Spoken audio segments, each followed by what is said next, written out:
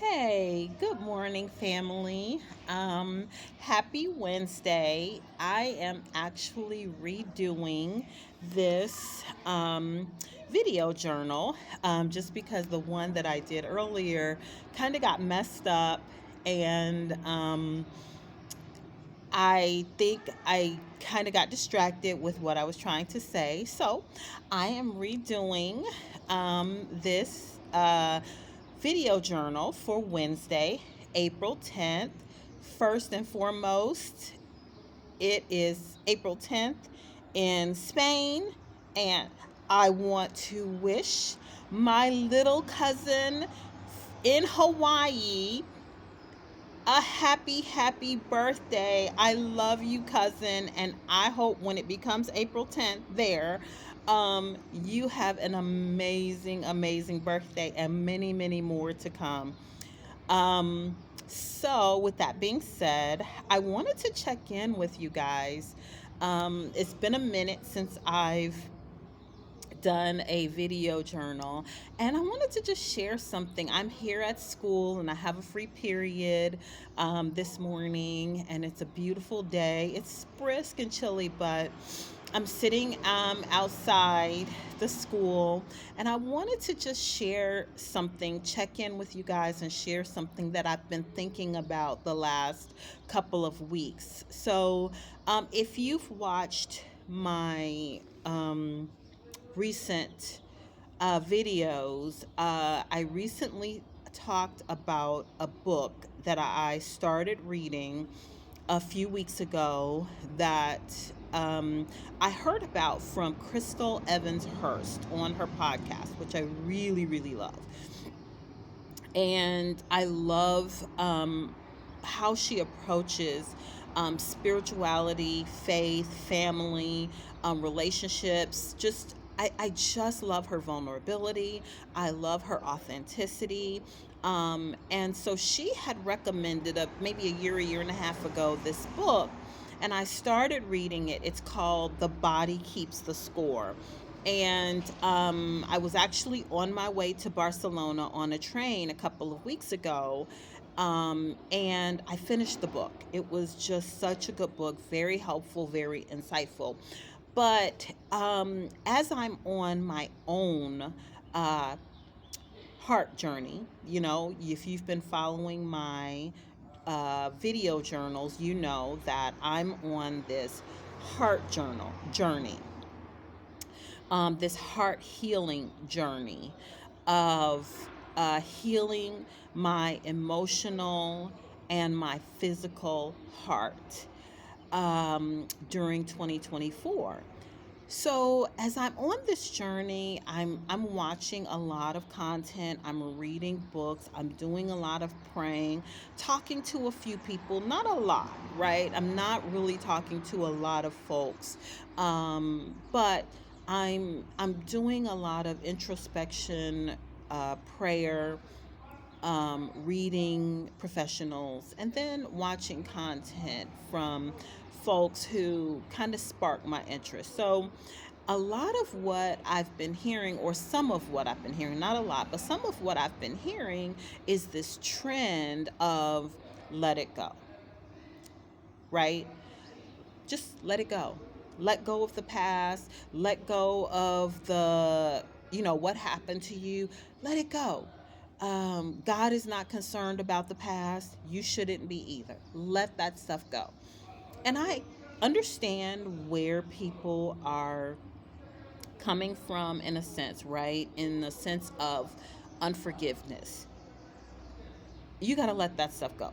In the sense of grudges, you got to let that stuff go, right? If you're holding on to something somebody did to you, in terms of not forgiving them, in terms of you're just mad or you're being petty or holding a grudge, those things, yeah, it's easy to let those kinds of things go. And forgiveness, I'm not going to be flippant about forgiveness. Forgiveness is not always easy, but it is an easy choice, right?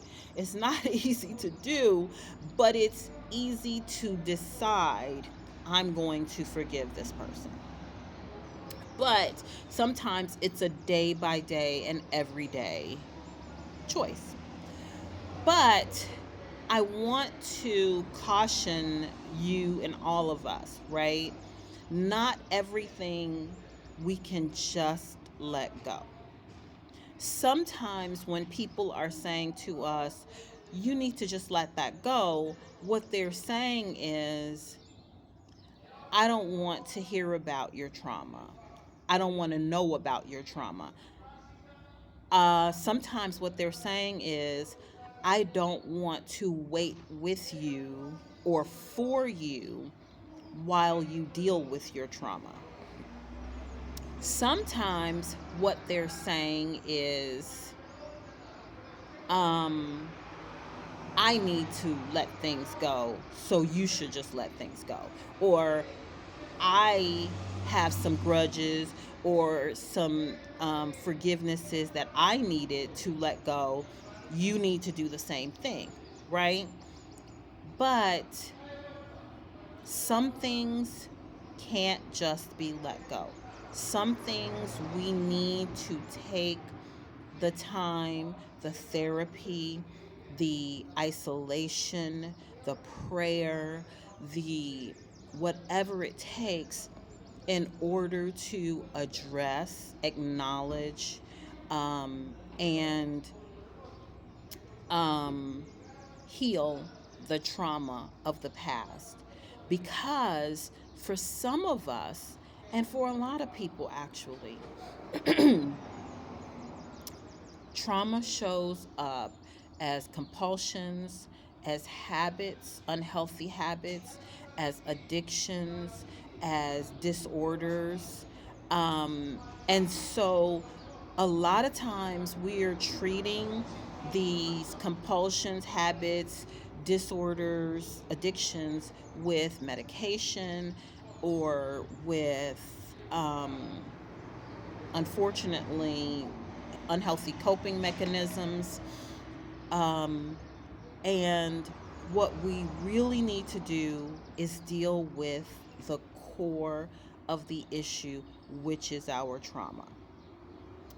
So this long video is is here to say,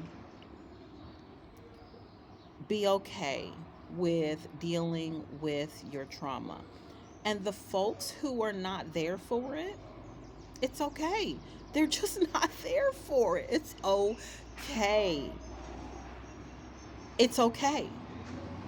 There's going to be people who are there for it, whether it's a paid therapist, whether it's a coach, whether it's a mentor, whether it's a parent, whether it's a friend, a partner, a spouse, whoever. There's going to be someone who is there for the process. There's going to be someone who is there for the journey. And even if, you're like me in a whole other country where most of the people don't speak your language, guess what? God is there for it. Jesus is there for it. And I may not have the ability to speak with a therapist because English speaking therapists don't have jurisdiction in the in the country of Spain, and the therapists here in Spain basically don't speak English, at least not in the area that I live in. Um, but I have patiently waited for God to bring along resources and bring along um, comfort and ideas and thoughts that lead me along the path of my healing, my heart healing journey. Sometimes that comes in the form of vacation, sometimes that comes in the form of fun, sometimes it comes in the form of laughter, sometimes it comes in the form of tears and prayer, sometimes it comes in the form of self care, um, and sometimes it comes in the form of books or podcasts. But whatever it is, God is here for it. And he's bringing those resources in time. Be okay with the people who are there for it, and the ones who are saying just let it go or get over it. It's okay. They're if they're not there for it. So this is a long video journal, but it's been on my heart and on my mind for a few weeks since I finished that book. The body keeps the score. And it's really a good book, and it does talk about how improv and acting and theater and music, um, all of these things help us to counteract and confront the traumas, or the actually not the trauma itself, but the effects of the trauma. So be encouraged. As always, thanks for joining me on this journal journey, and watching my video journals. I love y'all so much. And I hope you're having a great hump day. And I'll see you next time. Bye.